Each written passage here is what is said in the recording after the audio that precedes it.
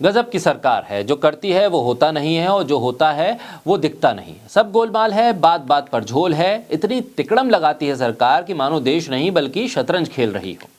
जो अपना है उसे पराया कह देती है और जो पराया है उसे गले लगाने से परहेज नहीं है। संसद से लेकर टीवी तक पर जो कहेगी मोदी जी की सरकार, उसे कोर्ट से मुकर जाएगी। फिर भी जय जयकार करवाई जा रही है और हो रही है। एजेंडा और प्रोपेगेंडा चलवा देगी सरकार। पिछले कर्मों को क्या टटोलें, ताज़ा मामला सामने है। वैसे तो सवाल इस मामले को लेकर शुरू से ही उठ रहे थे। संदेह के दायरे में ये फैसला पीएम मोदी का पहले दिन से था, लेकिन मोदी जी की सरकार है कि कबूल कैसे करती। अब कोर्ट में सरकारी जवाब आ गया है। सवाल और शक दोनों बढ़ने लगे हैं। जी हाँ, बात हो रही है पीएम केयर्स फंड की। बोलता हिंदुस्तान पर मैं हूं आपके साथ फिरजा शाकिर अली बेग। प्रधानमंत्री केयर्स फंड की वैधता को चुनौती दी गई थी। पीएम केयर्स फंड को सरकारी फंड घोषित करने की मांग उठी थी।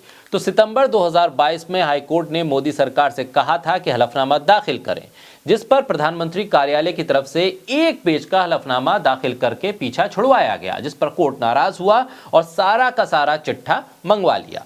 आरटीआई से ट्रस्ट की जानकारी नहीं ली जा सकती है क्योंकि दिल्ली हाईकोर्ट में दाखिल अपने हलफनामे में प्रधानमंत्री केयर ट्रस्ट ने कहा कि पीएम केयर्स फंड सरकारी फंड नहीं है, इसलिए पीएम केयर्स फंड आरटीआई के दायरे से बाहर है, आप कोई जानकारी नहीं ले सकते हैं। कमाल है ना। जिस प्रधानमंत्री केयर फंड के सदस्य प्रधानमंत्री, रक्षा मंत्री, वित्त मंत्री, गृह मंत्री पदेन सदस्य हैं, उसे सरकार अपना कहने से मना कर रही है। मोदी जी के दफ्तर ने कह दिया है कि पीएम केयर्स फंड भारत के संविधान, संसद या किसी राज्य के कानून के तहत नहीं बनाया गया है, इसलिए इसे पब्लिक अथॉरिटी नहीं कहा जा सकता है। साथ ही कहा कि independent public charitable trust Bharat के संविधान के दायरे में नहीं आता है।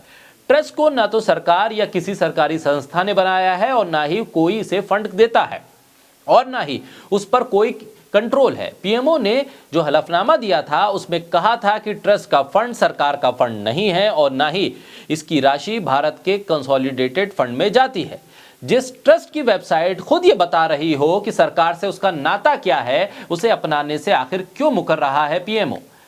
पता मोदी जी के दफ्तर का आखिर कैसे इस्तेमाल कर रहा है कोई गैर सरकारी ट्रस्ट। जिस ट्रस्ट का दफ्तर पीएमओ से चल रहा है उसे सरकार कह रही है कि ये ट्रस्ट हमारा नहीं है, तो क्या पीएमओ का इस्तेमाल कोई भी गैर सरकारी ट्रस्ट या ऑफिस चलाने के लिए किया जा सकता है?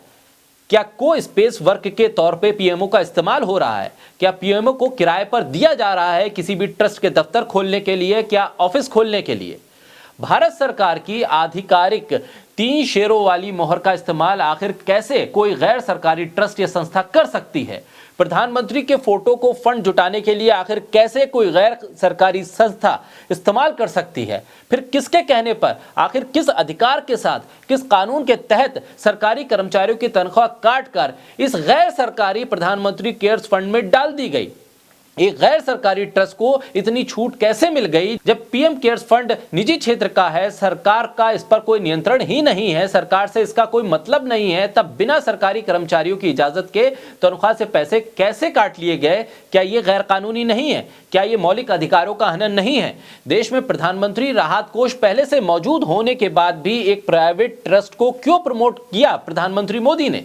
राजकीय चिन्हों का इस्तेमाल कैसे किया गया? वेबसाइट को gov.in कैसे मिल गया? एक प्रधानमंत्री किसी निजी संस्था के लिए धन कैसे जुटा सकते हैं? आखिर ये ट्रस्ट जवाबदेही से परे क्यों है? जब सवाल पूछा जाएगा कि आखिर 2014 से लेकर अब तक मोदी सरकार ने क्या किया है, तो फिर सरकार और सरकार के कारिंदे तो गर्व से कह सकते हैं कि हमारी सरकार ने सरकार में रहते हुए एक प्राइवेट ट्रस्ट का निर्माण किया है।